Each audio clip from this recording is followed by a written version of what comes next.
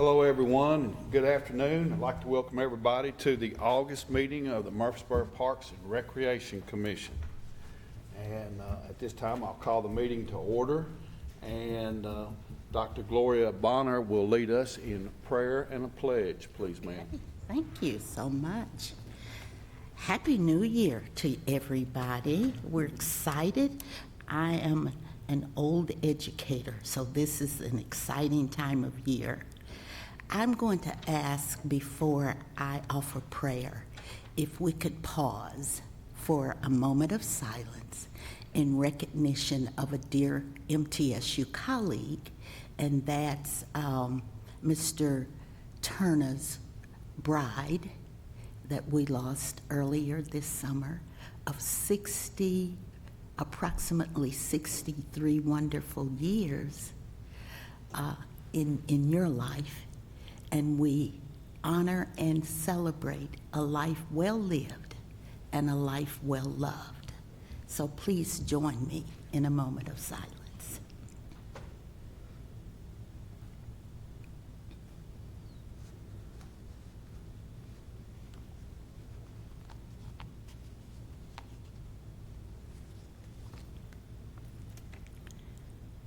Dear Lord, we invite your presence to dwell in us individually and collectively as members of the Parks and Recreation Commission. Enable us to always share our thoughts and expertise in the best interests of this great community. Help us to steward our leadership roles in unity with your will, your ways, and your word as we serve in this capacity. In your Son's name, I pray.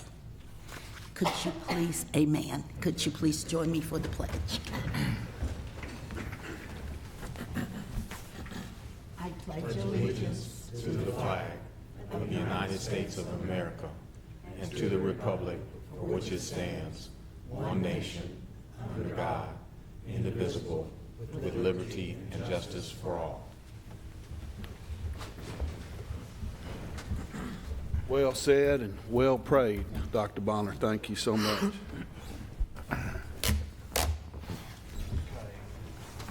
We have a new procedure. Katie with our legal department is going to kind of explain it to us a little bit. So Tennessee state law recently changed. We now have an opportunity for individuals to sign up to speak at a public comment at the beginning of each meeting, and the public comments are limited to action items on the agenda. For today, we didn't have anyone sign up, so we can go ahead and continue on with the rest of our agenda, but it's a placeholder there for anyone who is interested and wants to be involved. very good, very good. That's well welcome. So thank you, Katie. Absolutely. Okay, first, why don't we take a second and look at our last minutes from our last meeting, and after you look at those, I'll entertain a motion to accept those, please.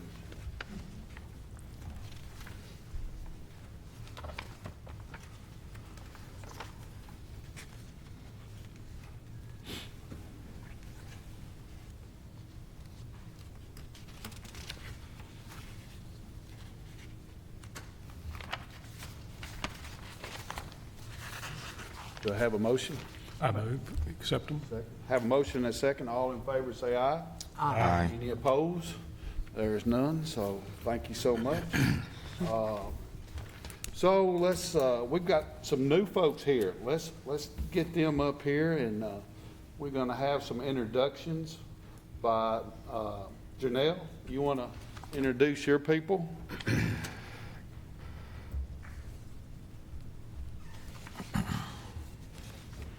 Good afternoon, Commission. We are excited about the continued growth and success that we are experiencing at Patterson Park Community Center. And to enhance that success in our leadership team, we recently hired Mr. Eddie Sanders as our facility supervisor. Mr. Sanders has over 25 years of athletic administration and leadership that we feel will greatly impact our team at Patterson. Mr. Sanders is a graduate of Freed-Hardeman University with a bachelor's degree in health, physical education, and recreation. And he also has a master's degree in psychology from the University of Phoenix.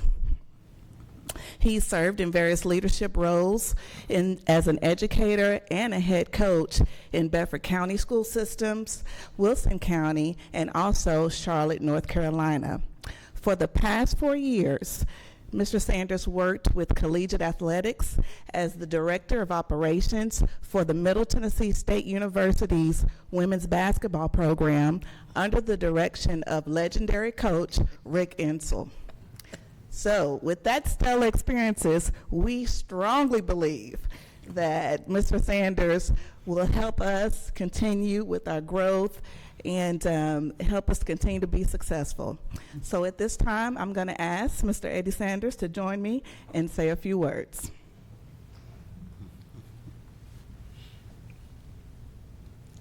Thank you, Dr. G. And say good afternoon to the Parks and Recreation Commission.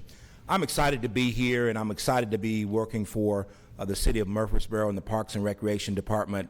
And I'm looking forward to a long tenure in the Parks and Recreation Department. And I have a lot of goals and a lot of vision for the Patterson Park Community Center. There are a lot of things that are going on there that are positive, and I'm looking forward to working with Dr. G and helping enhance and build upon those things that are already in place. So I'm just really excited. I've been there about 3 weeks now and learning the operations side of the Patterson Park Community Center. It's a large operation, but I'm really looking forward to it. I've dove in and learned a lot already and still have a lot to learn. But the fact of the matter is, I'm excited. I'm looking forward to working with Dr. G and the rest of the staff there at the Patterson Park Community Center so that we can continue to be a shining light in this great community of Murfreesboro. Thank you.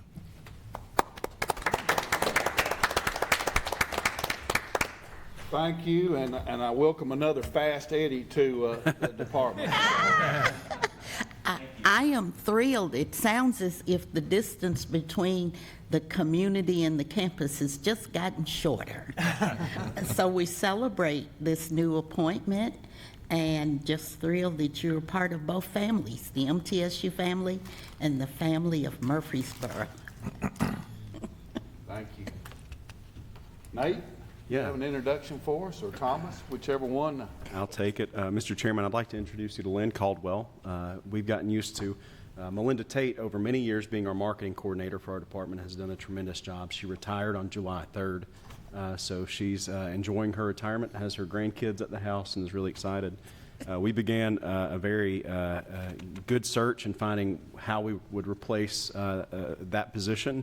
We found Lynn. Lynn comes to us with a tremendous marketing strategy background, has done a lot, just blew us away with some of the things she brought up in our interviews and some of the research that she's done, and has really taken the job and really running with it right now. So you'll see maybe some tweaks in how we represent, how we market our events, how we brand our department, and we're excited about those tweaks and looking forward to having her. She's not going to do a presentation at this meeting. She's just coming to see what it's all about, and maybe in the next meeting she'll be able to talk about some of the upcoming events. But keep an eye on our Facebook, on our website, all of our social media, and you'll be able to see some of the tangible things that will be uniquely different in how we represent our department. Great. Thank you, Nate. Thank you, Lynn, for coming to work with us on our team. So we're glad to have you. Great. Okay, next item, I'm going to move things around a little bit. We're going to get Mr. Sam Huddleston up and give us a little update on Blackman Park, if that's okay. Good afternoon, Chairman Miller, members of the Parks and Rec Board, Parks and Rec Commission. Thank you all for your service to our community, and welcome to our new staff members. It's making me question my career decisions. So we joke with Nate that he is the director of the Department of Fun, so that must mean that you are the Commission of Fun. I like that. And so I'm glad to be here today, and we did want to bring you up to speed on some current events with our Blackman Park project, and Mr. Williams has put the conceptual land use map up for us. What I will tell you is we are under contract with Gresham Smith and Partners for master planning for this property. We had a kickoff meeting just a few days ago and continued to move forward with that. We'll update our mayor and council, or at least our plan is to update our mayor and council on a couple of the things next week at the workshop. But what we'll provide for you today, I'm going to focus on a couple of areas, and I'm going to ask Nate to fill in on really on the Parks and Recreation side. But we do have 150 acres there that we've designated as Blackman Park. Concept we worked with our mayor and council following the land swap with Middle Tennessee Electric is represented by this concept that's before you today. We have about 150 acres there. 95 of that we've marked as park and open space, and very specifically plan to program and use those areas for that purpose. We also have about 35 acres, which you see in blue, that we've designated for school/education. There's not a firm end user or a firm commitment by the city at this point on what that will look like. What our master planning effort will do is prepare that 35 acres for a future use, primarily focusing on roads and drainage and water and sewer, which is something that engineers are very comfortable with. And so we'll set that property up for a future use and some type of school or education facility for our community. There's a remaining 20 acres there that's shown in red. Those properties, that area we have identified for public and community facilities. We do have a couple of public needs that we're really very strong on at this time, and that would be perhaps at that Blackman Road and Veterans Parkway intersection, providing a public safety element there. We're working with our police department and our fire department in perhaps planning for a fire station there and a west precinct for our police department. Those would be very, very small adds to this park property, only representing a couple acres, but making very significant impact in the west part of Murfreesboro. And the remainder of that, really, we're going to see how it can be used, but we don't have any specific uses there except what we've represented to our mayor and council, and that is to use that for community and public purposes. And so it would be activities and development that might represent education. It could be represent services to help in the neighborhood or services to help the visitors to the park or whatever. But certainly there's a lot of flexibility there, maybe a remaining 15 acres or so that would have a flexible use for our community to be used in a way that our mayor and council sees fit. Our plan with the master planning effort would then be to also look at equipping that with roads, drainage, and water and sewer, and then seeing how all of this 150 acres works together and integrates together with our concepts and vision for the Parks and Rec. And we really want to see this as being an integrated space and not really 3 separate spaces or 6 separate spaces, but to see the open space and park element weave in and out of the other parts of our development over there. The property has some limitations already, and so it lends itself to certain land uses, and then it has some very exciting elements, I think, from a Parks and Rec standpoint that Nate can talk about as far as the open space and natural areas and the streamside part. So I'm going to stop and see if you've got any questions for me about overall or in general, and then if not, I'll ask Mr. Williams to supplement the conversation with some information on the park and open space. Thanks, Tim. We're really excited about this project. This is something I think Vice Mayor Shacklett, you can attest that the council is eager for us to get working on. The work has begun in earnest. We met with the designer last week to begin developing what the conceptual master plan will be. This is a fun project to work on from the Parks and Recreation standpoint, and then Greg McKnight, who's the Executive Director of Development Services, and of course, Assistant City Manager Sam Huddleston. So it's really a big team approach to this to make sure we get something moving very quickly. What we're talking about with this park and what the land lends itself to do is a pretty passive park. You won't see any athletic complexes with this. We're looking at trail system, pavilion, a destination playground is what we talked about, and then potentially some open and preservation space, along with some really an underlying theme, a very natural area that we can preserve and protect some of our natural resources. So We're excited about it. We're getting moving, and that's kind of what we're looking at. So if you get questions about what's going to be there, that's what we're looking at now, and that's what we've tasked our designer to start looking at, and we'll keep you updated as we go. Any questions for Sam or Nate? Very exciting. Certainly a lot of housing around it, you can see on the map. Yes. It's a good location. And they should enjoy all the passive nature of it too, so, yeah. Yeah, every facility we have, park facility we have, has some unique characteristics. I think one of the things that did jump out to our team as we looked at this was the number of rooftops that are close by and the opportunity to serve them with a neighborhood or community park element. And so making it accessible by trails and bikes and pedestrian it will be a theme in this. A lot of our park facilities, because of how we program them, how we structure them, you have to drive to them. You know, we have organized sports at Barfield, organized sports at McKnight, and so, you know, for our community to spend some time in the automobile trying to get back and forth to those. But this will give an opportunity in that West Murfreesboro area to have easy access. I think you all are aware of our Greenway, Blueway, Bikeway master planning exercise, and so we'll be able to marry these two plans up for some future connectivity in that Blackman Park area. When we talk about acreage, I think it's important to note this as well. When we look at what's designated for park, you know, if you compare it against Barfield Crescent Park, which is 473 acres, you know, it's of course about 1/5 the size. But this, in perspective, is equivalent to our other, what would be considered large parks. So if you take all of the McKnight Park campus, including all of the ball fields, open spaces, and that's roughly about 100 acres. So just to give an example of how large this is and how much space we have to work with, it's a great amount of space. It's perfect. I don't know if we'd want any more right here. Any other questions? Very exciting. Thank you so much, Sam, for that. Thank you all. Have a good rest of your meeting. Yeah, we look forward to hearing more from you. So, great. Thanks. Okay, the next item on the agenda, Nate, you're going to give us an update on our finances? Yes, Mr. Chairman. Thank you. This is our end of the year fiscal 23.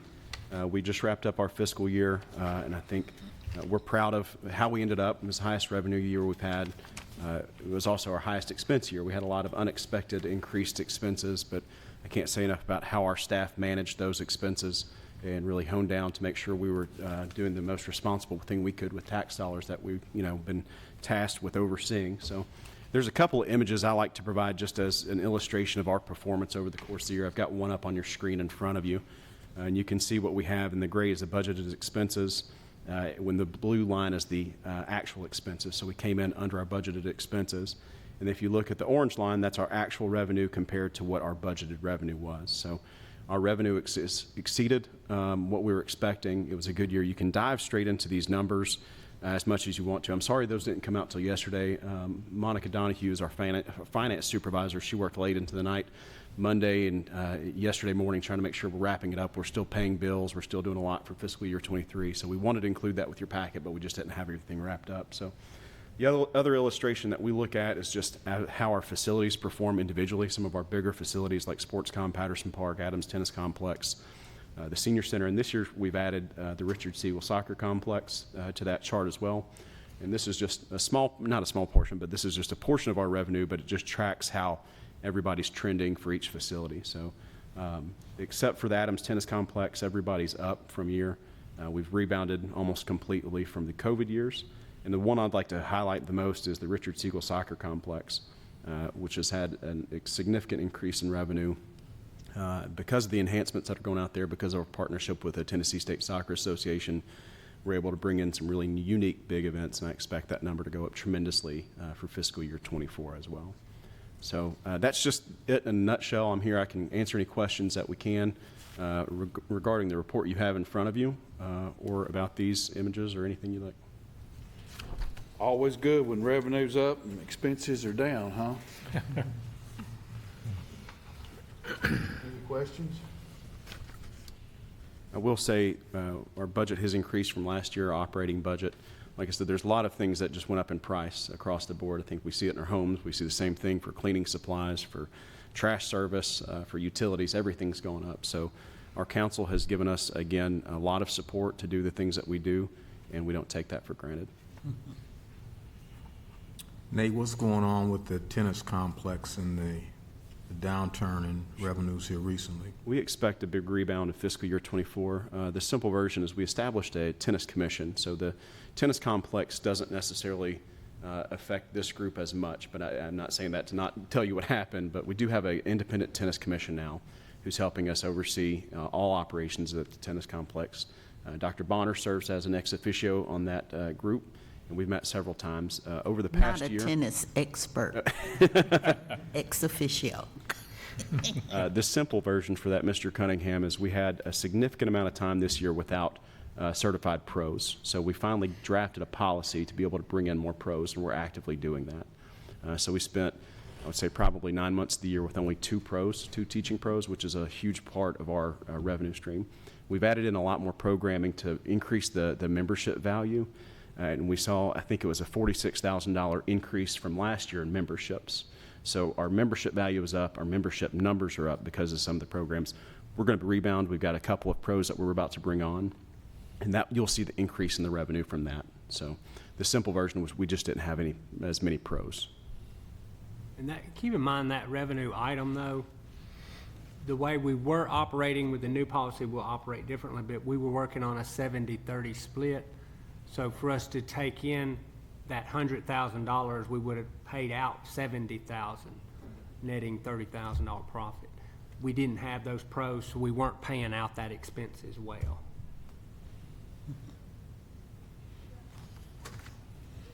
Very good. Yeah. Good answers. Any other questions on the finance report from Nate? Thank you, sir. Thank you. Job well done. Next item on the agenda, Casey Neal. If I could give another quick update, Mr. Yes, sir. Chairman. Casey's been with us for some time. She's worked at the Adams Tennis Complex.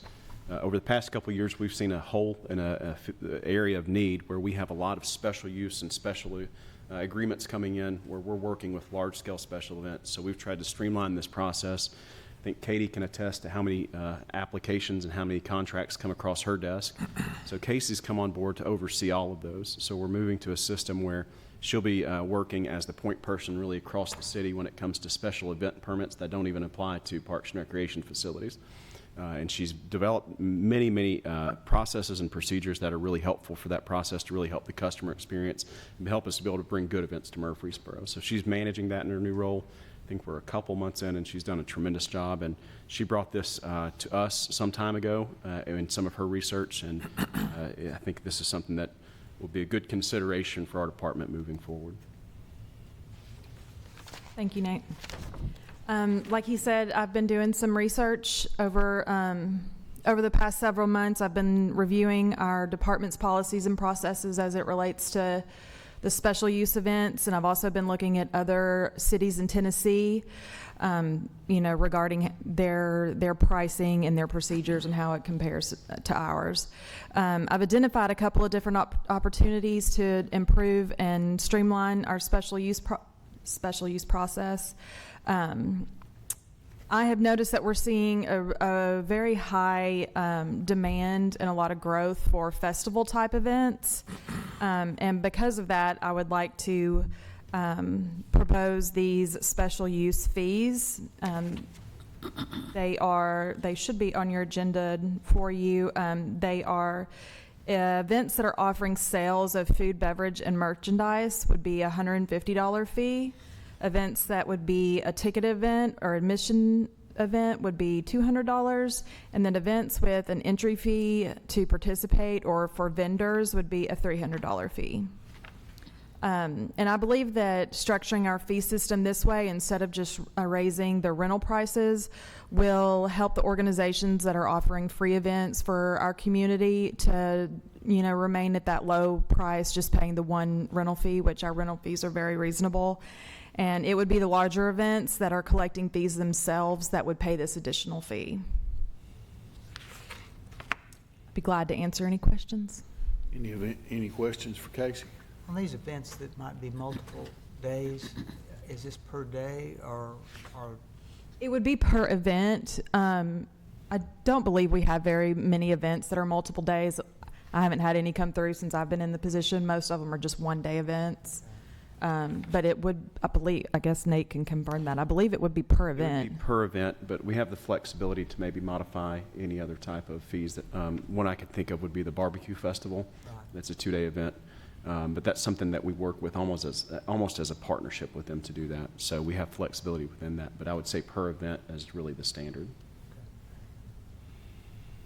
Casey, are there any events that, like, I'm looking at this for larger events. Mm-hmm. Are there any events that we have now that would be smaller with a lot less participation, but they might sell food or beverages or something, and this could adversely affect them, or is that not the case?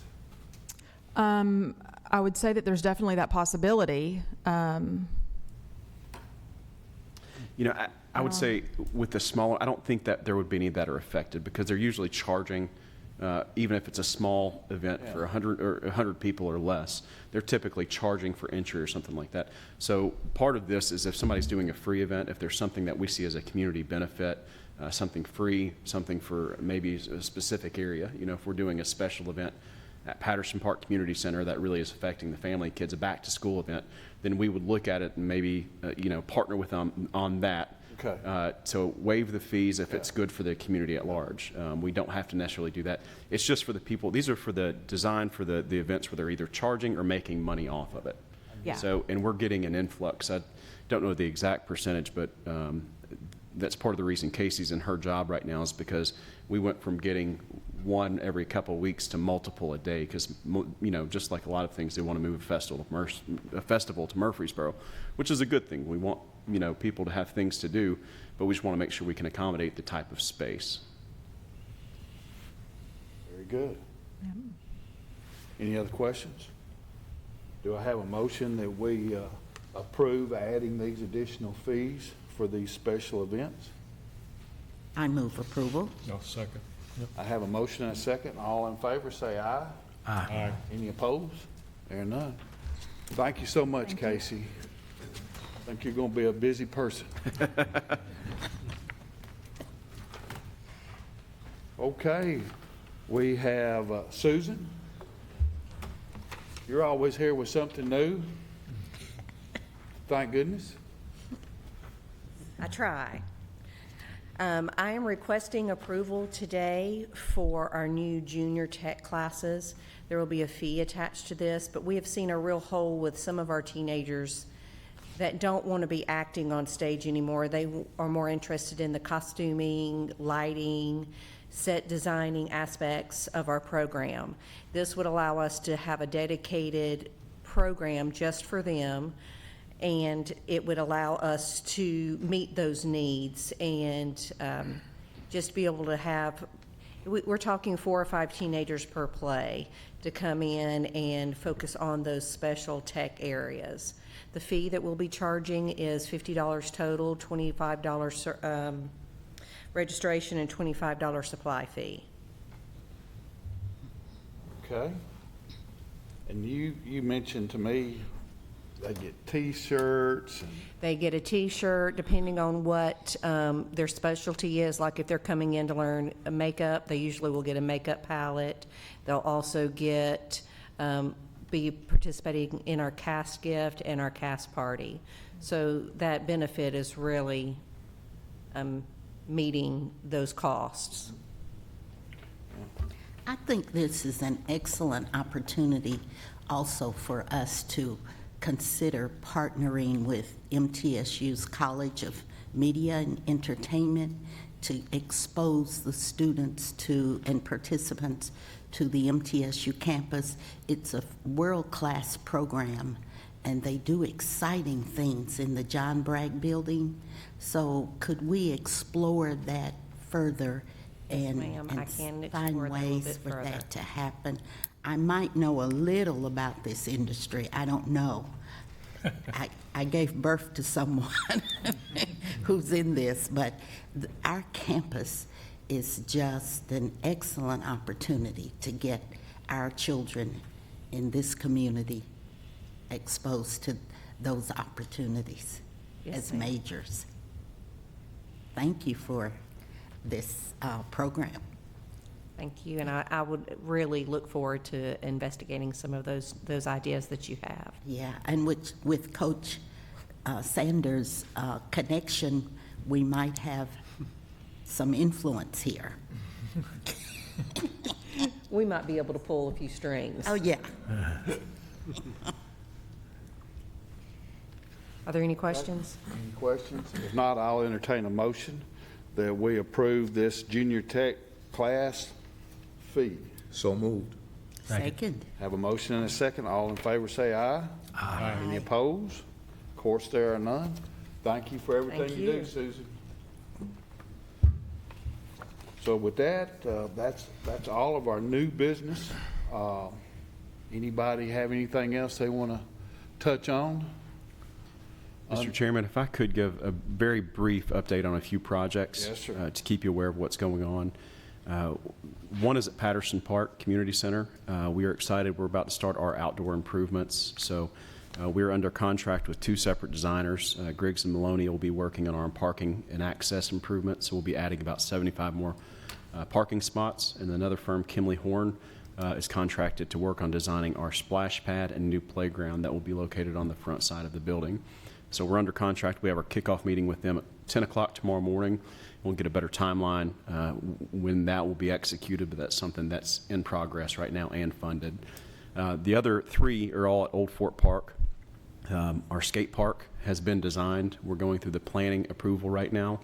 So it's a planning administrative approval. Staff's reviewing that and making comments. So we expect that to go to bid sometime in September for our first skate park, which will be located where, if you're familiar with the older version of Old Fort Park, Pavilions 1 and 2 were located, is where our skate park will go. The other two elements that we're really excited about, we're under contract with ELI out of Murfreesboro to redesign our parking area and ball field improvements to the old ball field. So we'll be switching that ball field to an artificial turf, and then new lighting and fixing some of our stormwater issues. Everybody's seen how low that area gets and how wet it gets, so we've got some improvements that are happening there. And the last one, we're under contract with a firm called Wold, and they're going to be designing our original 8 courts renovation. So those are something that are, almost 30 years old and need repair. The fencing, lighting, everything, and we're considering adding pickleball as part of that element. So those are just a few projects you might get questions about, but all of those we are under contract, and they're all funded projects that we're working on.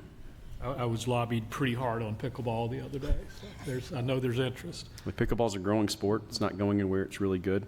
So we're looking at creating as many community courts as we can. We just completed a lighting project at the end of the fiscal year to get Patterson Park's outdoor courts better lit at night. We also, fortunately, just opened up our outdoor courts at McFadden. So during the daytime, you can go out there and see some of our kids playing basketball when it's nice out, and in the evening times, we'll have it open for pickleball.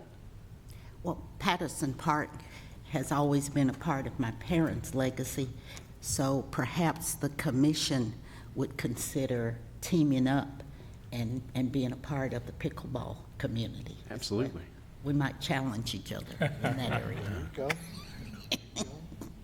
Something we're really excited about the Patterson project, there's a rich history of that campus. So as part of that, the new sidewalks going up to the pickleball area, we're going to do a history trail to really tell the story of that campus and Dr. Patterson and how much he meant to the community. How many parking spaces are we adding at Patterson? We're going to net 75 new parking spots. That's the estimate. It hasn't been designed yet, but preliminary estimates, we think we're going to be able to gain 75 new parking spots. Very good. Well, if you build it, they will come. I think with the splash pad, we'll definitely have a lot of people enjoying it. Okay. I understand we have a birthday person today, and I'm not going to tell you who it is, but he's got more hair on his chin than he does on his head. So you kind of look around here and maybe it's Nate. Happy birthday, Nate. Thank you, Chairman. I appreciate that. Birthday. Heck, yeah. So, if there's no other business, we'll stand adjourned.